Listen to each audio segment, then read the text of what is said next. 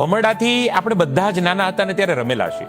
આ ગામડાની રમત છે, માટીની સાથે જોડાયેલી રમત છે. પણ આ જ ભમરડો કોઈ દીકરાના સપના સાકાર કરી શકે, આ જ ભમરડો કોઈની મિત્રતા સાચી સાબિત કરી શકે, અને આ જ ભમરડો કોઈના જીવનમાં પ્રેરણા આપી શકે. આ પ્રેરણા, પ્રોત્સાહન અને લાગણીનો ત્રિવેણી સંગમ જો કોઈમાં થતું હોય તો સરસ મજાનું ગુજરાતી મૂવી ભમરડો. એક માતા પિતા તરીકે દીકરા દીકરીઓને ચોક્કસ મૂવી બતાવવું જોઈએ. એક ગુજરાતી તરીકે આવા મૂવી તો આપણે મિસ ન જ કરવા જોઈએ. મેં આ મૂવી જોયું છે, એટલા માટે હું તમને રિકમેન્ડ કરું છું કે બાળકોના સપનાના બીના વાવેતર કરવા માટેનું આ મૂવી છે.